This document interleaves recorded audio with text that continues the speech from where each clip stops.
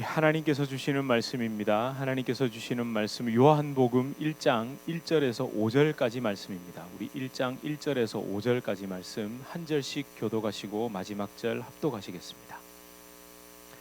태초에 말씀이 계시니라. 이 말씀이 하나님과 함께 계셨으니 이 말씀은 곧 하나님이시라. 그가 태초에 하나님과 함께 계셨고 만물이 그로 말미암아 지은 바 되었으니 지은 것이 하나도 그가 없이는 된 것이 없느니라. 그 안에 생명이 있었으니 이 생명은 사람들의 빛이라. 빛이 어둠에 비치되 어둠이 깨닫지 못하더라. 아멘. 우리 앞뒤 좌우로 서로 오늘은 메리 크리스마스 이렇게 인사하겠습니다. 시작. 메리 크리스마스. 이렇게 안마도 해주시고 손도 흔들어 주시고 서로 환한 얼굴로 우리 메리 크리스마스 한 번 더 할까요? 한 번 더 메리 크리스마스 하겠습니다. 시작. 메리 크리스마스. 밖에서도 하시죠? 하고 계신 줄 알습니다. 아랫배에 힘을 좀 줘야 됩니다. 이게 무섭더라고요. 상대방이 홀리데이를 던지면 저도 모르게 호가 나가려 그래요. 그래서 항상 저는 이렇게 가게 같은데 마트 뭐라고 해야 되죠? 하여튼 거기에 들어갈 때 딱 누군가를 만나야 될 때 한 5번 정도 메리 크리스마스 하고 딱 눈을 딱 부릅뜨고 딱 쳐다봅니다. 그리고 홀리데이를 해도 말리지 않고 메리 크리스마스로 딱 받아치면 자기도 메리 크리스마스 이렇게 해요. 느끼셨어요? 아니 제가 메리 크리스마스를 하기 싫어서 그런 게 또 아니고 우리가 이게 메리 크리스마스를 더 외쳐야 되면 이런 뜻이 아니라 그만큼 지금 확 쏠려 있다는 거예요. 그래서 우리는 이럴 때일수록 정신을 차리고 더 메리 크리스마스 할 수 있도록. 근데 또 그런 분들을 봅니다. 제가 또 메리 크리스마스라고 하면요 미소를 지으면서 자기도 메리 크리스마스 해요. 하고 싶었던 모양이에요. 본인도 자꾸 안 하니까 제가 좀 그렇게 메리 크리스마스 하는 제가 반가웠던 모양입니다. 자 여러분, 오늘은요 요한복음이 본문이죠. 제가 미리 말씀드리지 못했습니다. 나름 이유가 있습니다. 데살로니가 후서를 마친 뒤에 사실은 요한복음을 설교하라고 준비를 하고 있었거든요. 묵상을 하고 준비를 하고 있었는데 내년 1월부터 매일 성경 진도가 요한복음입니다. 그래가지고 어쩌겠습니까? 제가 포기하기로 했습니다. 그러니까 여러분 댁에서 새벽 기도와 또 매일 묵상 대신에 읽으시는 그 본문 말씀이 이제 1월 1일부터 요한복음입니다. 너무 아깝더라고요. 그렇다고 휴지통에 집어 던질 수가 없잖아요. 근데 또 오늘 12월 19일이 또 성탄주일이고 사실 성탄주일 이 말씀이 정말 본문으로는 저는 최고라고 생각합니다. 자, 이걸 제가 놓고 이제 아마 1월 2일 주일까지 여러분과 한 3번 정도 이렇게 함께 나눌 생각을 하고 있습니다. 근데 왜냐하면 1월 1일, 2일, 3일이 1, 2장이거든요. 그러니까 오늘 미리 좀 들으신다 생각, 예습하신다 생각하시고 설교 제목을 제가 정해놓고 보니까 제목이 시리즈로 연결된다는 것을 깨달았습니다. 시리즈 제목이 뭐죠? 할 수 없는 시리즈입니다. 그렇죠? 가질 수 없는 믿음이었고 가질 수 없는 십자가였고 우리 가질 수 없는 마음이었고 그리고 오늘 본문 제목 담을 수 없는 은혜죠. 다 담을 수 없는 은혜잖아요. 하나님의 은혜를 우리가 다 담을 수 있습니까? 담을 수 없는 은혜입니다. 할 수 없는 시리즈로 나가게 됐습니다. 여러분 정말 가질 수 없는 믿음이었고 가질 수 없는 십자가고 다 담을 수 없는 은혜 이렇게 생각하십니까? 저와 여러분에게 임한 하나님의 은혜 예수 그리스도의 십자가 복음은 가질 수 없고 담을 수 없고 헤아릴 수 없고 그런데 가지고 있고 담고 있고 품고 있는 역설적인 은혜라는 것을 영혼 깊이 새기고 계시고 그런 걸 한번 묵상해 보셨냐고요. 그렇습니다. 우리에게 임한 믿음, 모든 사람의 것이 아닌 이 놀라운 믿음, 오늘 본문에도 분명히 기록한 그 안에 있는 예수 그리스도 안에 있는 생명, 그분의 빛은 인간의 이성과 경험으로 상상할 수 없는 겁니다. 글씨는 그렇게 써놨죠. 생명, 빛, 태초, 은혜 이런 말들을 글자로 기록은 돼 있는데 성경이 말하는 그 단어들은 그걸 뛰어넘습니다. 왜? 우리가 지금 있잖아요. 인간이 육신으로 지금까지 살아오면서 문화와 교육과 환경 속에서 이해하고 있는 모든 개념을 다 뛰어넘어 버리는 겁니다. 지금 오늘 본문도 그 얘기를 하고 있어요. 오직 위로부터 임하는, 그러니까 위로부터 쏟아 부어주시는 거부할 수 없는 은혜가 아니면 가질 수 없는 은혜, 담을 수 없는 은혜. 비록 은혜라는 단어로, 영어로는 grace라고도 하고 뭐 헬라어로 뭐로 어쩌고 저쩌고 다 설명해도 그냥 그 단어로는, 그 한 단어로는 설명이 불가능합니다. 위로부터 주어진다는 것, 이 불가항력적으로 내가 도저히 거부할 수 없이 쏟아져 들어오는 그 은혜라는 것, 이걸 한번 잘 묵상해 보세요. 불가항력적이라는 말, 내가 저항할 수 없다라는 말이 강제성을 강조한 말일까요? 아닙니다. 갑자기, 그러니까 전혀 의도하지도 않았는데 진짜 뭐 우리 이런 표현으로 뜬금없이 이것도 도저히 뭐라고 표현해야 될지 모르겠습니다. 주어졌죠. 내 의지와는 전혀 상관없이 말 그대로 은혜, 성경이 말씀하는 은혜가 강조된 게 위로부터 주어지는 겁니다. 한번 지난주 거를 한번 다시 되돌아보세요. 우리는 지금까지 그 그림을 보면 자동적으로 뭐 아니면 뭐로 짝을 짓죠?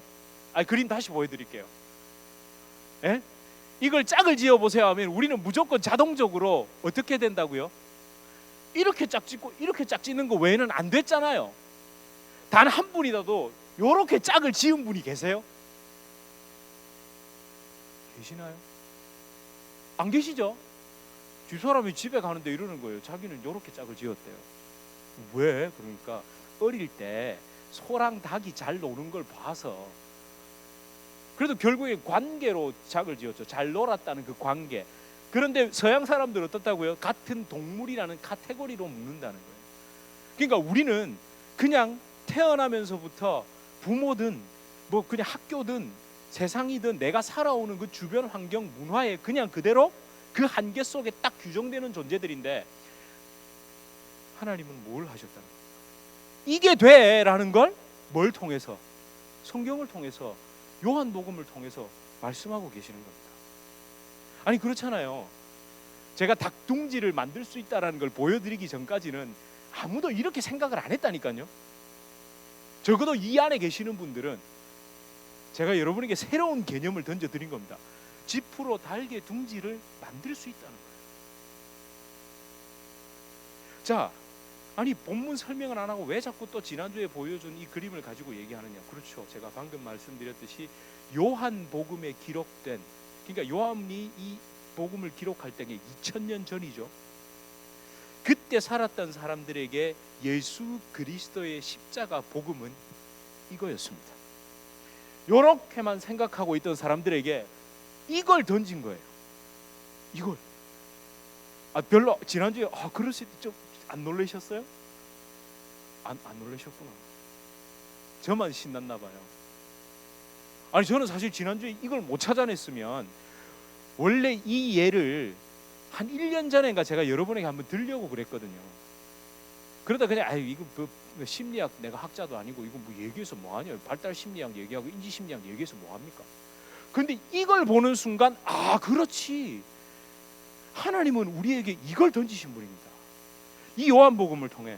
그러니까 범죄한 인간의 사고 체계로는 도저히 알 수 없는 것이 바로 예수 그리스도의 십자가였습니다. 종교적인 노력, 철학적인 사고 따위를 통해 흉내낼 수도 없는 게 예수 그리스도의 십자가를 통한 대속의 은혜, 그것을 통해 얻는 구원. 여러분은 지금 있잖아요, 주변에 거의 다 예수 믿는 사람들 아니세요? 그죠? 그러다 보니까 그게 그냥 이렇게 다가온 거예요. 한 번쯤이라도 이렇게 다가오지를 않았다니까요. 저 진짜 그렇다니까요. 5대째 예수 믿는 집에서 그냥 당연히 우리 집은 저는 태어날 때부터 기독교인이었습니다. 태어날 때부터 그냥 기독교인이었다니까요. 그런데 저에게 이 충격이 왔다니까요. 이 충격이 오자 이때까지는 제가 종교인이었고, 이렇게 충격이 오니까 여기까지 올 수 있었던 겁니다. 특히 오늘 본문 1절에서 5절은요, 기존의 인간 가치관에 핵폭탄을 던져버립니다. 핵폭탄. 이 말씀은 2000년 기독교 역사, 아니 예수님이 다시 오실 때까지 붙들어야 할 변함없는 진리입니다.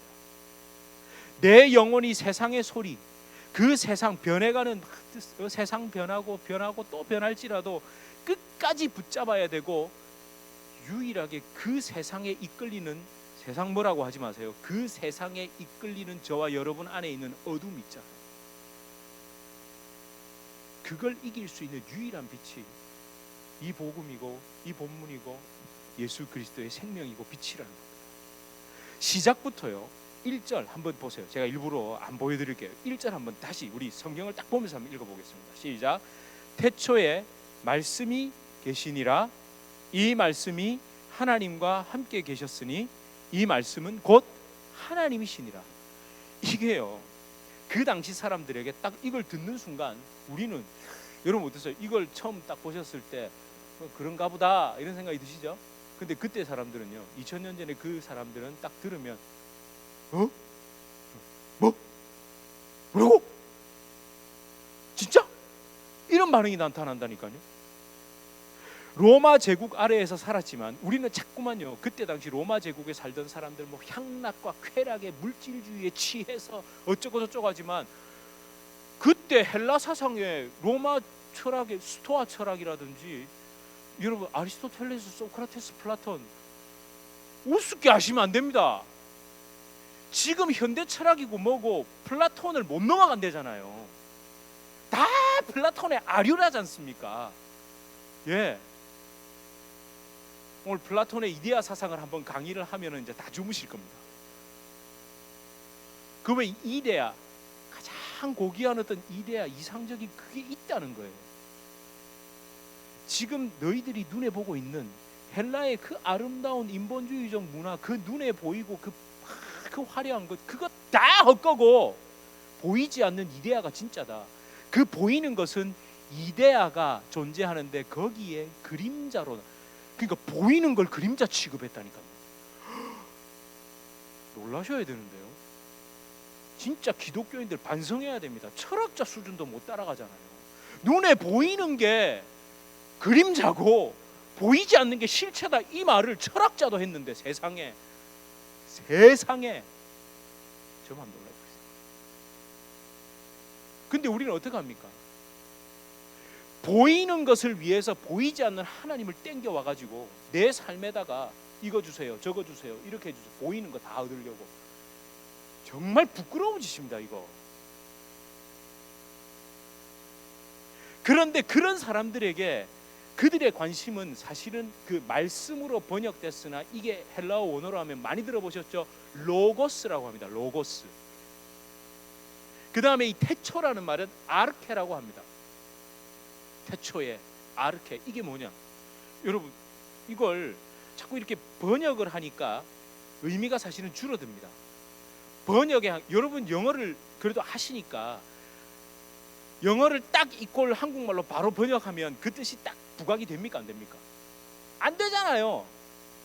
이걸 어떻게 한국말로 뭐라고 할 수도 없고 뭐 이런 거 많으시죠? 없으세요? 좀 푸세요. 제가 너무 어려운 얘기나. 제가 웃으셔도 됩니다. 하하, 웃으셔도 됩니다. 있으시죠? 하하, 너무 경직되지 마세요. 속으로 그러시죠. 지가 경직되게 해놔놓고.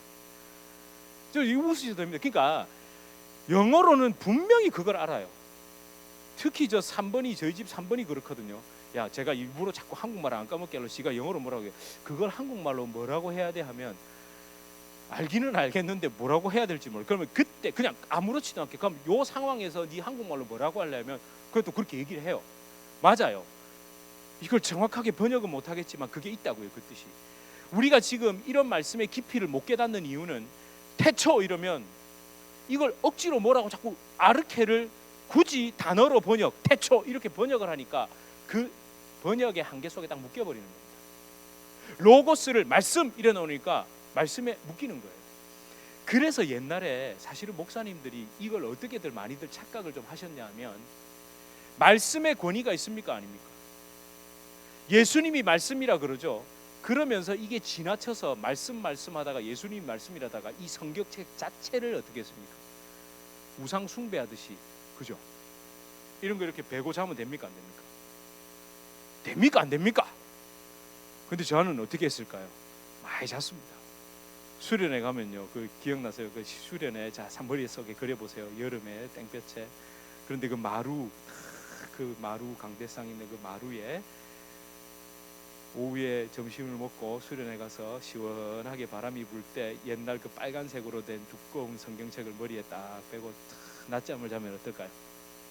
시원하게 말씀이 쏙쏙 들어옵니다. 근데 우리 그런 것도 못하게 했잖아요.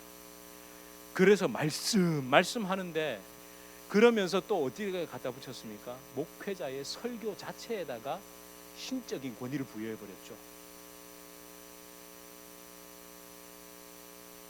태초에 말씀이 계시는데 그 말씀이 예수님인데 그 예수님도 하나님이다. 말씀의 권위가 막 이러면서. 근데 정말 그 얘기를 하려고 한 걸까요? 이 글로 써놓은 이 말씀 얘기하려고 한 걸까요? 그거 아닙니다. 아르케는 만물의 근원, 뿌리, 시작, 기초, 기본, 그 말로 설명할 수 없는 그걸 그냥 아르케라고 불렀습니다. 로고스요, 말씀 외에도 어쩌면 이성, 논리, 계시 등등으로 다 번역할 수 있습니다. 사실은 로고스 이꼴 한 단어로 번역해서는 안 됩니다. 철학책들을요 보면은, 철학 개론서들, 서론서들을 보면 보통 로고스를 이렇게 말합니다. 세계 있잖아요. 어떤 창조된 또는 월드, 보이지 않는 어떤 하여튼 모든 것에 세계라고 얘기합니다. 세계, 그 가운데 내재, 그 안에 들어있는 어떤 법, 그걸 다스리는 원리, 진리, 이 설명이 안 된다고요. 그러니까 이 세상의 모든 것, 유형 무형의 모든 것을 움직이는 어떤 초월적이고 절대적인 법, 힘, 가치를 말한다고 이렇게 얘기하거든요. 저 보세요, 우리 황당한 거예요 지금. 그런 거 사실 생각 안 하죠. 요즘은 그런 거 누가 골 아파서 생각합니까? 그냥 살죠. 그냥 살잖아요. 로고스는요 단순히 신적 존재도 말하는 게 아닙니다. 그리스 헬라 철학을 말하던 사람들이 로고스를 이야기하면서 그리스 로마 신화에 나오는 어떤 신적 존재들을 생각하고 얘기한 걸까요? 그 사람들도 알아요. 그러니까 그리스 헬라 철학을 하던 사람들도 그리스 로마 신화에 나오는 그 신들은 뭐죠? 가짜라는 걸 안다니까요. 그냥 한마디로 얘기하면 아르케 또는 로고스의 존재를 사람들이 막 고민하면서 이렇게 얘기하면, 막 방금 얘기한 세계 속에 내재하는 법 이러면 골 아프니까 재미있게 그냥 이렇게 만들어 가지고 제우스니 뭐니 만들어 가지고 재미있게 풀어놓은 거라는 걸 다 안다니까요. 로고스, 아르케 이런 것에 관심을 가졌어요 그때. 근데 그걸 염두에 두고 그 사람들에게 자기들이 생각한 대로, 인간이 그냥 얘기한 대로 어떤 로고스는 이런 가치일 거야, 아르케는 이런 것일 거야 라고 하는데, 예수님께 이 복음서를 통해서 요한이 핵폭탄을 딱 던져, 요한이 아니죠, 하나님이 던진 겁니다. 소, 닭, 소, 집 밖에 모르던 그 인간들에게 다른 게 있다라고 이야기한 겁니다. 태초에, 그러니까 만물의 시작에, 만물의 근원에, 영원 그 자체에 말씀, 최고의 가치, 최고의 진리가 계셨다, 이렇게 얘기합니다. 근데 이 로고스가, 이 말씀이 누구와 함께? 하나님과 함께 계셨다는 거예요. 근데 이 말씀 로고스는 곧 하나님이다.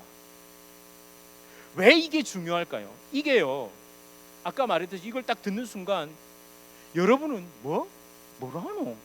응? 무지에 의한 반응이고, 그때 그래도 아르케니, 로고스니 최고의 가치가 뭔지 고민한 사람들에게는 그게 정말이야? 진짜야? 더 얘기해봐. 정말이라고?